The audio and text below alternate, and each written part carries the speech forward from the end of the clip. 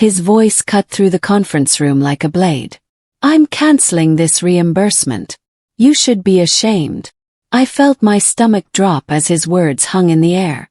20 pairs of eyes turned toward me, and I could feel the heat rising in my face. My director, Marcus, sat at the head of the table with his arms crossed, looking at me like I'd committed some terrible crime. I'd submitted an expense report for a client trip he had assigned to me last month. Nothing was unusual about it. The receipts were all legitimate, the amounts were reasonable, and I'd followed every company protocol perfectly. But there he was, publicly humiliating me in front of the entire team like I was a child who'd done something wrong. The sting of betrayal settled in my chest like a weight I couldn't lift. I wanted to say something to defend myself, to explain, but I just sat there feeling smaller with every second that passed. My hands started shaking under the table, and I gripped the edge of my seat to steady myself. I could see Jessica from accounting looking uncomfortable. I could see Thomas staring at his laptop like it would save him from this awkward moment. My lips twitched as I tried to maintain composure while every nerve in my body screamed. Half of me wanted to scream at him, to tell him exactly what I thought about his cruelty and unfairness. But the other half of me felt something else, a strange, dark amusement that made me almost want to laugh. He truly had no idea who I was outside this room. He had no clue what I owned or what I'd been building quietly in the background while he sat in his comfortable office. I bit my tongue so hard I could almost taste blood.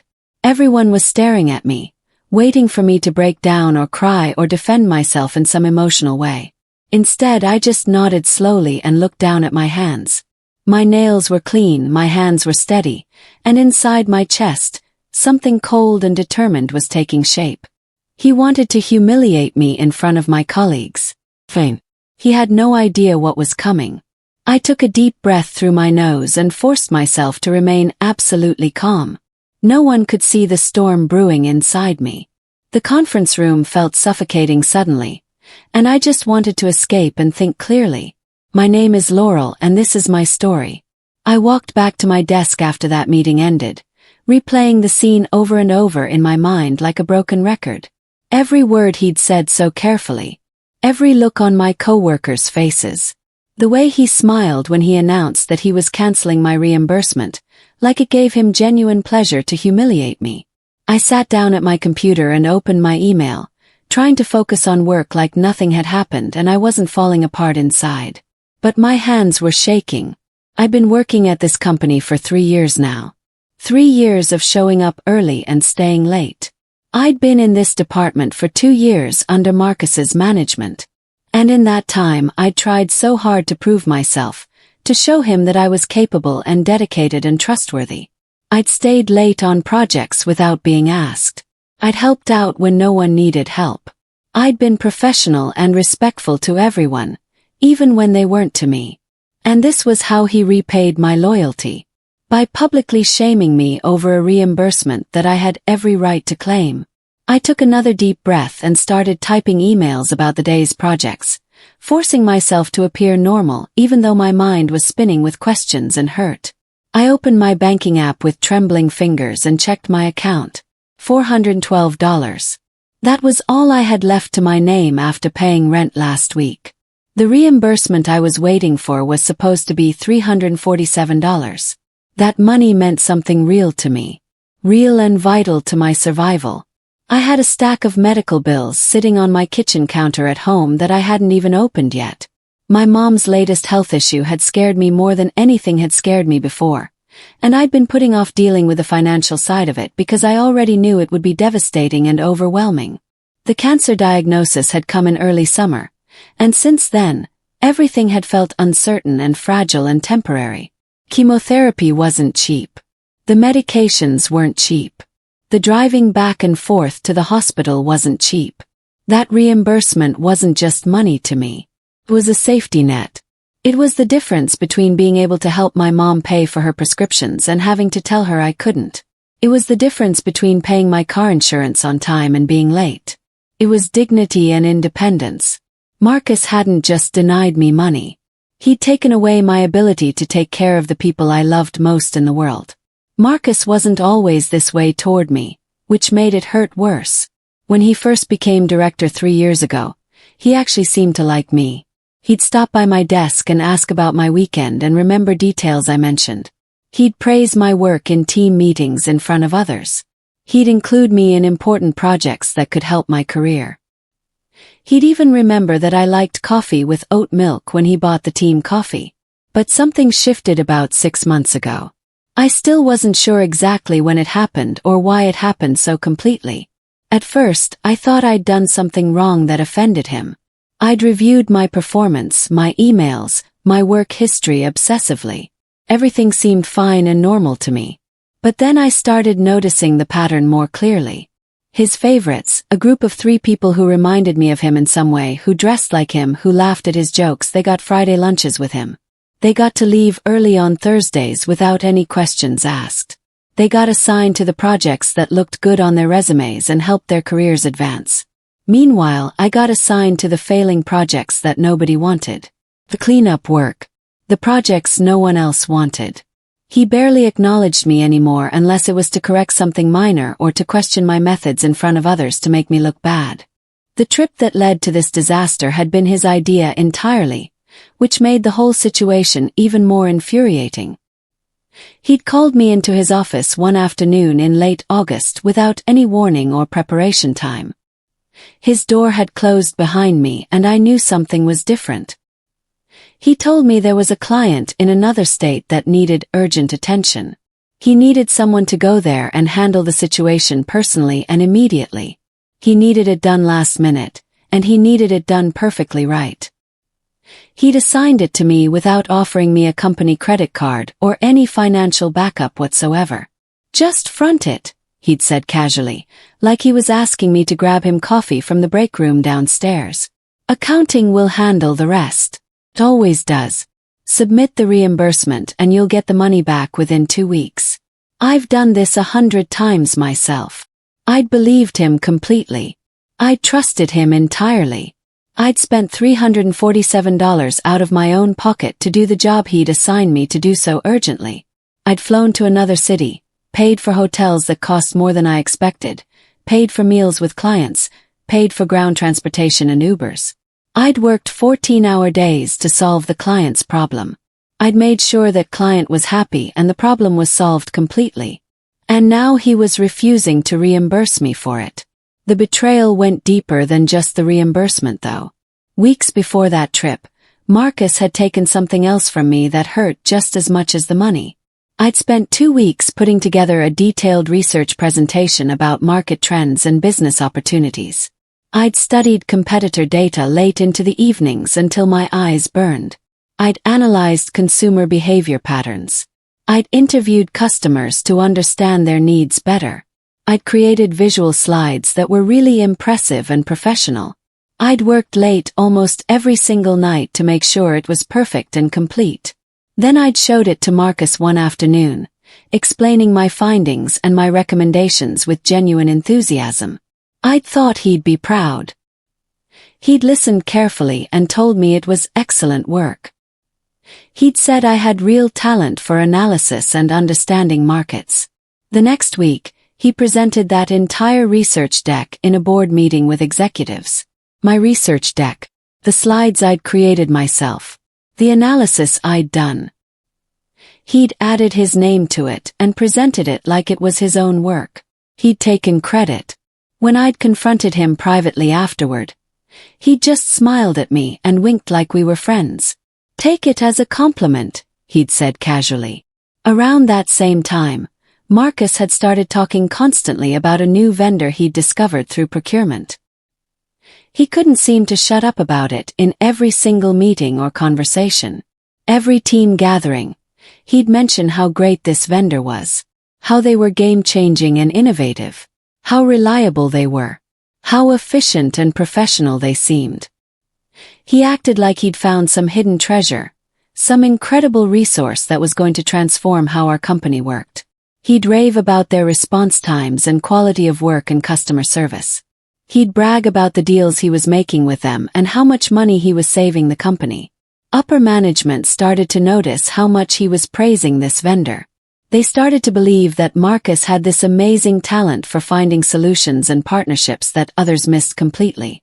His reputation in the company started to grow significantly. People started to see him as someone who could identify opportunities and bring in real value to the organization.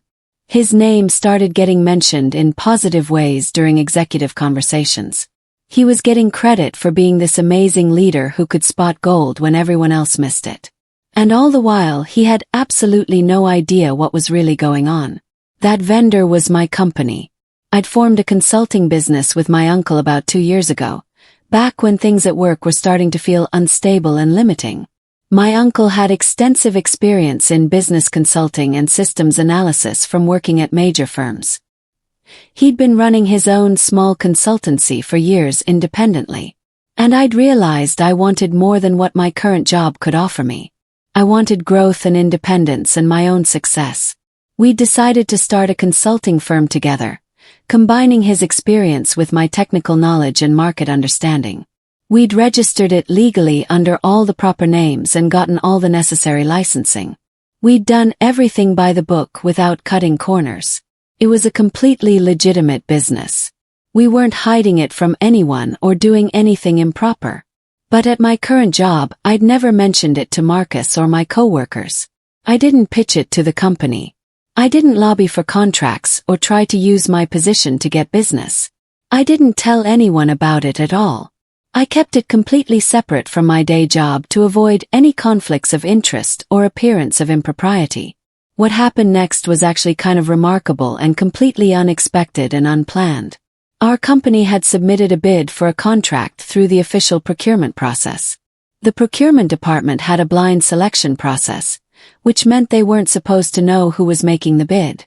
They looked at qualifications and experience, pricing and costs, references and past work history. They selected our company based purely on merit and fit for the project. They had no idea that the owner of the consulting firm was someone who actually worked in their building. My uncle had handled all the client meetings and all the communication with procurement. He was the main contact listed on all documents and emails. I'd stayed completely in the background because I didn't want any conflicts of interest.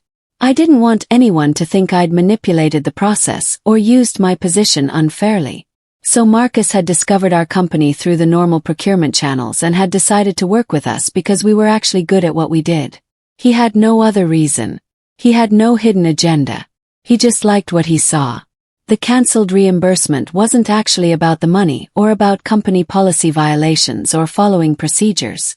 I realized that the moment it happened in that conference room. It was punishment. Pure and simple punishment for something else entirely. A few weeks earlier, in a meeting with upper management, I'd presented some analysis of a current project that I'd been working on carefully. The leaders had been impressed by my work. They'd actually praised my work directly in front of everyone, saying it was insightful and thorough and exactly what they needed. Marcus had been sitting in that meeting. He'd watched upper management get excited about something I'd done, something I'd created, and he couldn't stand it. He couldn't handle the fact that someone on his team, someone he'd already decided to dismiss, was getting recognition and praise. So he was punishing me. He was using the reimbursement as a tool to humiliate me publicly and remind me that he had power over me. It was petty and cruel, but it was also the clearest sign I needed that Marcus was someone I couldn't trust or work for anymore. I made a decision that day in my heart that would change everything. I didn't retaliate immediately or impulsively or emotionally. I didn't storm into his office and demand he change his mind. I didn't escalate the issue to HR that same day in anger. I simply nodded in that meeting, whispered, "Understood," and walked out with my dignity intact. I went back to my desk and continued working like nothing had happened. I answered emails professionally. I joined calls and participated. I attended meetings and took notes. I was professional and calm and collected. But inside I was calculating everything carefully. I was planning my next move strategically, because I'd learned something important over the past few years of watching how things worked. Quiet is how you build storms. People who make a lot of noise about their plans never actually accomplish them. The people who are truly dangerous, the people who change situations, are the ones who stay calm and work methodically. I wasn't going to be the angry employee who complains and makes scenes and gets labeled as difficult. I was going to be quiet, patient, and strategic. I started observing Marcus more carefully and intentionally over the following weeks and months. I'd always known he had a temper, but I started really paying attention to when it flared up and what triggered it. I noticed how he would lie about things in meetings, making his role in projects sound bigger and more important than it really was. He'd take credit for things that other people did and worked on. He'd exaggerate how successful his initiatives were. He'd downplay problems that occurred under his watch. I watched the tiny cracks form in the pedestal he'd built for himself so carefully. I saw how he'd make promises to people and then not follow through when it suited him. I noticed how he treated people differently based on whether he thought they could help his career or not. People who could benefit him got his attention and praise. Everyone else got ignored or dismissed. The more I watched, the more I realized that Marcus was actually terrible at his job. He just had a good way of hiding it and spinning narratives that made him look good. I had access to certain vendor dashboards through my work responsibilities and duties.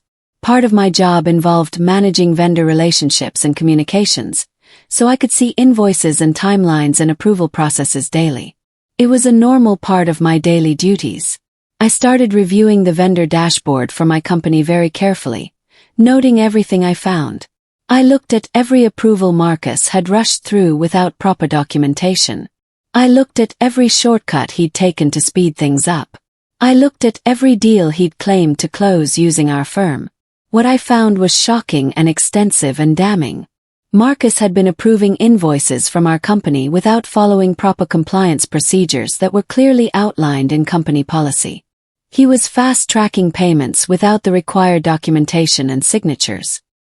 He was pushing work to our company without the standard approval processes that everyone else had to follow.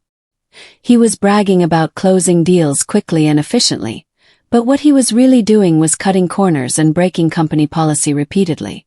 Then things got worse for him or better for my case depending on how you looked at it.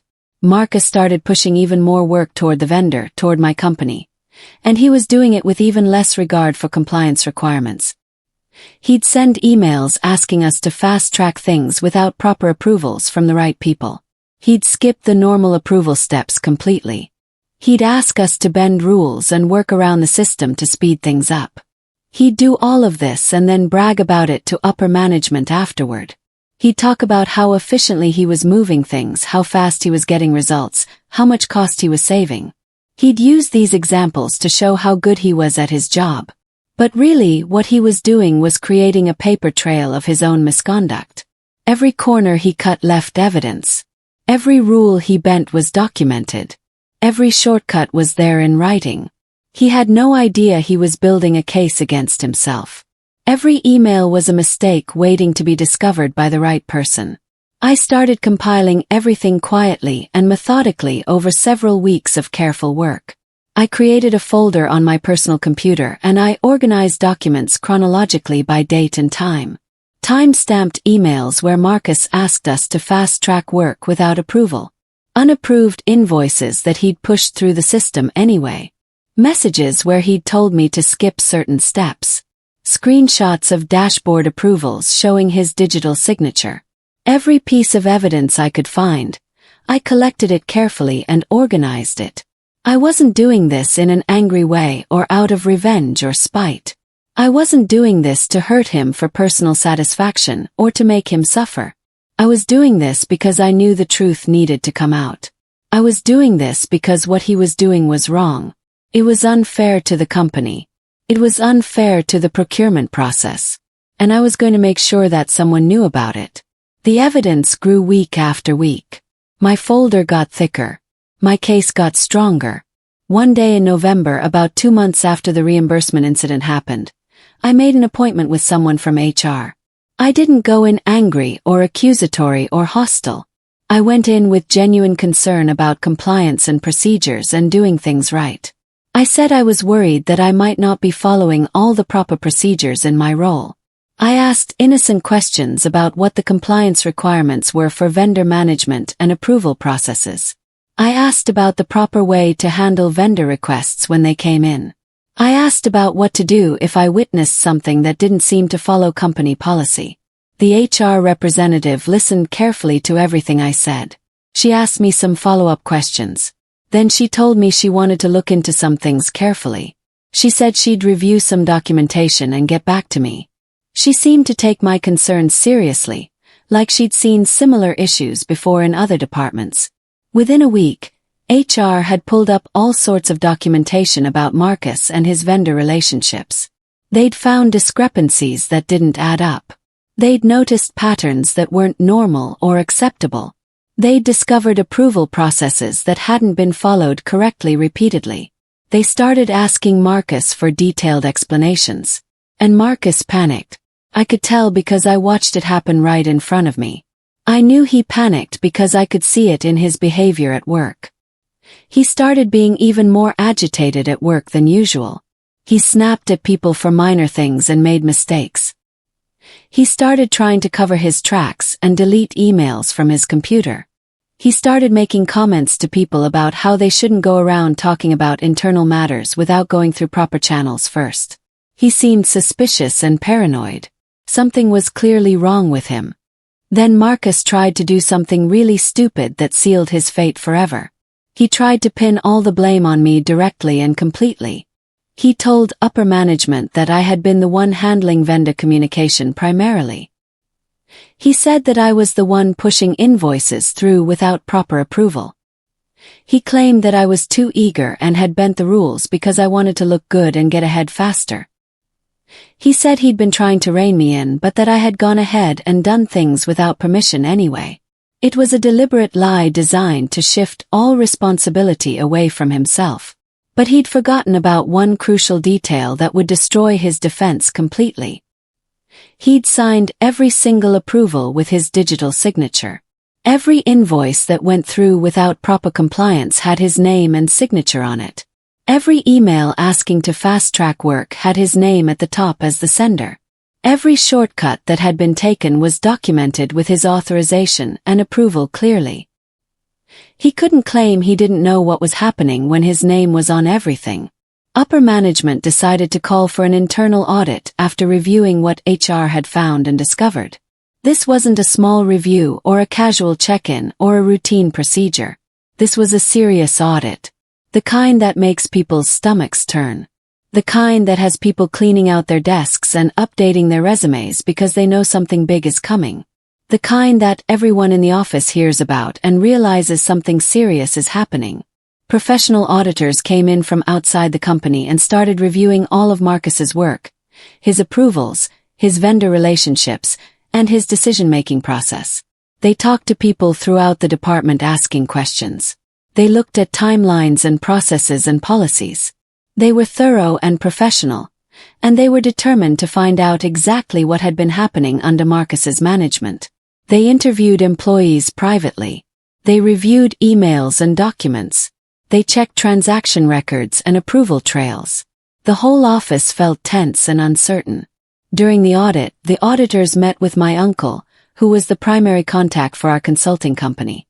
They asked detailed questions about how we'd gotten the contract and whether it was fair. They asked how we were working with the company and what services we were providing. They asked about the approval process had been like. My uncle answered all their questions honestly and transparently without hesitation or evasion. He explained how the blind procurement process had worked completely. He explained that we'd been selected based purely on our qualifications and pricing. He provided references and samples of our work. He answered everything they asked. Then they asked him the key question that would change everything. They asked him who owned the consulting company and what his role was. My uncle told them the truth. He told them that I was one of the owners. He told them about his own ownership stake as well. He explained that I worked in the company but kept the business completely separate to avoid conflicts. And just like that, everything became crystal clear to the auditors.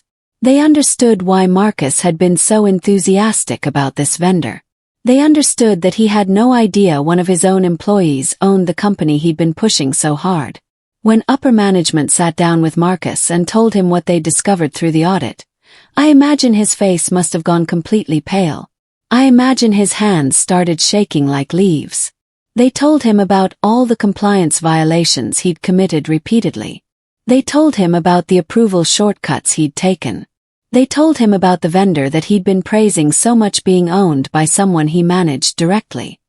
He denied everything at first like it was his automatic reaction. He panicked and started making excuses and blaming others. He tried to blame the system. He tried to blame the vendor. He tried to blame me again. Then as they presented more and more evidence, case after case, email after email, he started to crumble in front of them. Every crack I'd watched form over the past months exploded at once. All of his arrogance and carelessness came crashing down. All of his lies and shortcuts caught up with him finally. All of the corners he'd cut were suddenly very visible and very wrong. 2 weeks after the audit started, Marcus was walked out of the building by security. I watched it happen from my desk, and I felt something I hadn't expected to feel. Not joy exactly, but relief and validation. He came out of his office looking terrible and broken. His face was pale and drawn and exhausted. His hands were shaking as he carried his belongings. He didn't yell. He didn't try to explain himself to anyone or make excuses. He didn't make a scene or try to defend himself. He just walked out with security beside him, carrying a small box of his personal things. His desk was already being cleaned out by someone else. His door was being locked. His office was being sealed. His career at the company was completely over. His reputation was damaged beyond repair. His arrogance had finally caught up with him. He'd spent years building this image of himself as a talented leader who could identify opportunities and make smart decisions. And it had all come down in a matter of weeks because he couldn't resist taking advantage of the system. 3 days after Marcus was walked out, the president of our entire division called me into her office.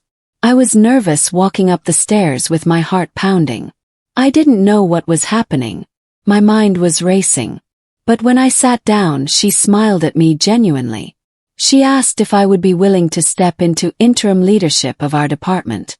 She told me that they were impressed by my integrity and character and honesty. She said they appreciated that I'd come forward about compliance concerns, even though it involved someone I worked for directly and faced resistance. She said they wanted someone trustworthy and capable to lead the team while they figured out their next steps.